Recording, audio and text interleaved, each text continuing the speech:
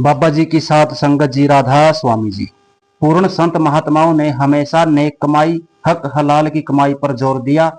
अनेक संत महात्माओं ने अपने जीवन काल में नेक कमाई पर बसर किया, गुजारा किया। इस साखी में संत महात्माओं की नेक कमाई के बारे में बताया गया है। हजूर महाराज जी ने फौज की नौकरी से रिटायर होने के बाद सिरसा के नजदीक ऐसी भूमि सस्ते भाव में खरीद ली जहां उस समय सिर्फ रेत ही रेत था। बाबा जी महाराज के वचनों का महत्व और भाव उस समय प्रकट हुआ जब बार का इलाका पाकिस्तान में चला गया तथा सिरसा के इलाके में नहर पहुंचने के कारण वहां की धरती बहुत उपजाऊ साबित हुई तथा सिरसा के इलाके में नहर पहुंचने के कारण वहां की धरती बहुत उपजाऊ साबित हुई। हजूर महाराज सावन सिंह जी ने अपनी सरकारी नौकरी पर अपना तथा अपने परिवार का गुजारा किया तथा सेवानिवृत्त और गुरु पद को संभालने के बाद अपनी पेंशन तथा खेती की आमदनी से अपना तथा अपने परिवार का पालन पोषण किया। आप जब तरनतार जाते थे तो वहां कोडियों के आश्रम में जाकर कोडियों को मिठाई बांटते और आश्रम के लिए कुछ दान भी देते थे। हजूर महाराज जी किसी से कुछ लेते नहीं थे, सिर्फ देना ही जानते थे। जिस प्रकार एक पिता अपने बच्चों को प्रेम के साथ इनाम देता है, इसी प्रकार आपके दिए हुए रुपए पैसे कई सत्संगियों ने अभी तक प्यार के साथ संभाल कर रखे हुए हैं। 17 सितंबर को ऐसोज की संक्रांति का सत्संग था। सत्संग की समाप्ति पर हजूर ने फरमाया, मैंने सारी उम्र अपनी हक हलाल की कमाई पर गुजारा करके बाबा जयमल सिंह जी महाराज के हुक्म की तामील की है। संगत का एक पैसा भी कभी अपने निजी काम में इस्तेमाल नहीं किया, बल्कि सत्संग से अपने निजी काम के लिए बतौर कर्ज भी कभी कुछ नहीं लिया। बाहर सत्संग करने जाने के लिए डेरे की मोटर का इस्तेमाल जरूर किया, या हो सकता है कि कभी बाग से सब्जी लेकर बीबी रेली ने बना ली हो। इन दोनों के लिए मैं संगत से माफी मांगता हूँ। एक बार एक फकीर साई शरीफुद्दीन ने हजूर महाराज सावन सिंह जी को सेवा में बड़ी नम्रता के साथ नामदान के लिए प्रार्थना की। उसने गले में कफनी डाली हुई थी और वह लोगों के दान पर गुजारा करता था। हजूर ने उसे नाम देने से इनकार कर दिया। उसके अर्ज करने पर हजूर महाराज जी ने फरमाया, नाम के अभ्यास के लिए हक हलाल की कमाई जरूरी है। जो शख्स अपनी रोटी आप नहीं कमाता, उसे नाम देने से क्या फायदा। दूसरे दिन साई ने कफनी उतार दी, साधारण कपड़े पहन लिए और कुल्हाड़ी लेकर लकड़ी काटने का काम शुरू कर दिया। इस पर हजूर ने उसे नाम देकर अपनी संगत में शामिल कर लिया। हजूर महाराज सावन सिंह जी मौलाना रूम का वह कलाम अक्सर सुनाया करते थे जिसमें मौलाना ने फरमाया है कि खुदा की इबादत के लिए हक हलाल की रोटी जरूरी है। हराम की रोटी से दुख और कष्ट पैदा होते हैं। हक हलाल की रोटी से इंसान में खुदा का नूर पूरी ऊंचाई पर पहुंचता है। हक हलाल की रोटी से बंदगी का शौक और प्रभु से मिलाप का पक्का इरादा पैदा होता है। प्रभु का ज्ञान और बोध पैदा होता है। इससे हृदय में कोमलता और प्रभु प्रेम उत्पन्न होता है। जिस रोटी से तुझे अपने अंदर ईर्ष्या, अज्ञानता और आलस्य पैदा होते दिखाई दे, उसे तुम हराम की रोटी समझ। एक नहीं अनेक पूर्ण संतों के उपदेश तथा उनके जीवन काल के कार्य हमारे सामने है। संत नामदेव जी ने सारी उम्र कपड़े रंगकर और सीलकर अपना तथा अपने परिवार का गुजारा किया।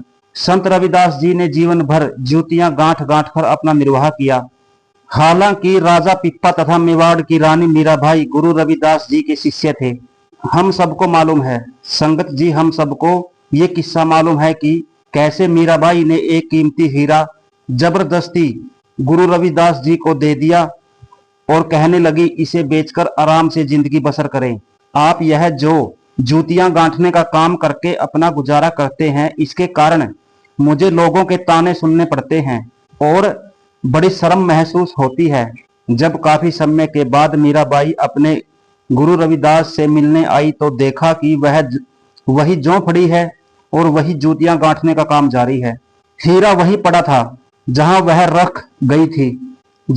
रख के गई थी। उसे हैरान और दुखी देखकर रविदास जी ने कहा कि बेटी, मुझे जो कुछ भी मिला है जूतियां गांठ गांठ कर गुजारा करते हुए ही मिला है।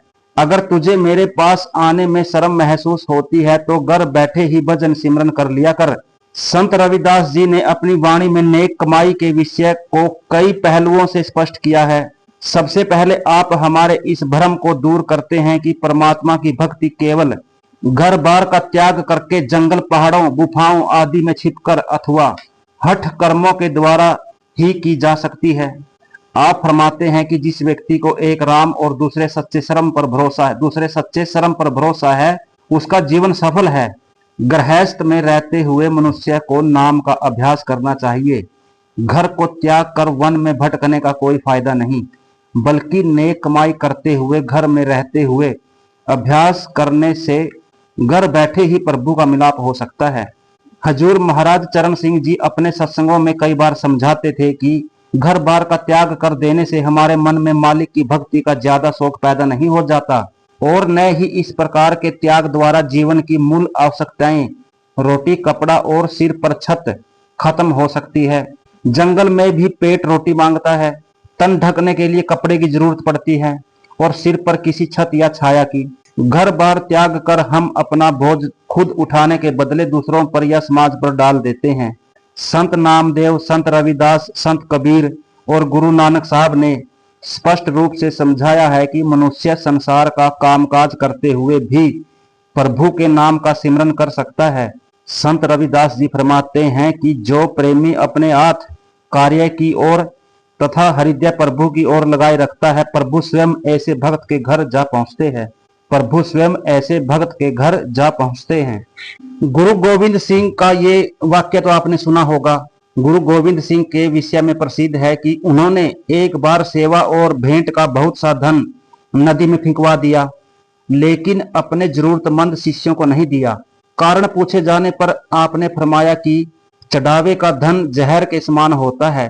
शिष्य सतगुरु के बेटे बेटियों के समान होते हैं और कोई भी पिता अपने बच्चों को जहर नहीं खिला सकता। गुरु अमरदास जी फरमाते हैं कि योगी लोग घर घर भिक्षा मांगते फिरते हैं। वे ये भूल जाते हैं कि इस तरह प्राप्त किए हुए पैसे पैसे और दाने दाने का हिसाब देना पड़ता है।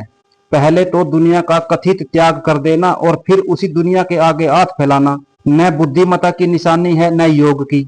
गुरु साहब कहते हैं कि घर घर मांगने का नाम योग या फकीरी नहीं है। जो लोग प्राय धन और दान पर निर्भर रहते हैं वे मनुष्य चोले और साधु के भेष दोनों पर दाग लगाते हैं। संसारिक आशा तृष्णा से ऊपर उठकर केवल नाम की याचना करने वाले ही सच्चे साधु और फकीर होते हैं और वे ही अपने मनुष्य जन्म को सफल करते हैं। संत पलटू साहब ने आटे दाल की दुकान करके निर्वाह किया, कभी किसी के आगे हाथ नहीं फैलाया और न किसी से कोई भेंट स्वीकार की। जैसा कि सब जानते हैं कि कबीर साहब ने जीवन भर कपड़ा बुनने का काम करके अपना और अपने परिवार का पालन किया। जब भी संत मंत के प्रचार या सत्संग के लिए बाहर जाते अपना करगा साथ ले जाते थे। हजूर स्वामी जी महाराज फरमाते हैं कि संत सतगुरु के पास नाम भक्ति का अखूट भंडार है। वे दुनियावी धन दौलत की ओर नजर उठाकर भी नहीं देखते। वे अपने शिष्यों से अपने गुजारे के लिए कभी कुछ नहीं लेते। हाँ, परमार्थ के लिए अपने शिष्यों से परोपकार जरूर करवाते हैं। आपका अपना जीवन हक हलाल की कमाई का एक प्रेरणादायक उदाहरण है। आपका छोटी उम्र से ही परमात्मा की ओर झुकाव था, इसलिए आप ऐसी नौकरी चाहते थे जिसमें स्वार्थ और परमार्थ दोनों का साथ साथ चल सके।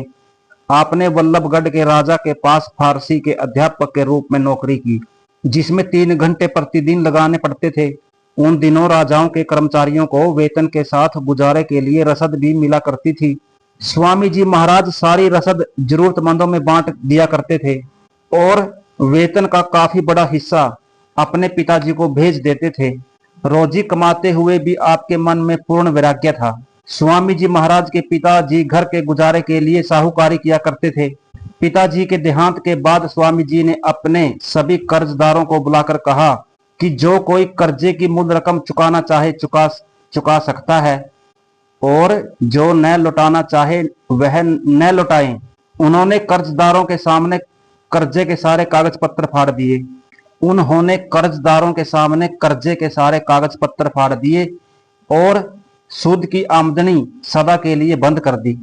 ऐसे थे हजूर महाराज स्वामी जी।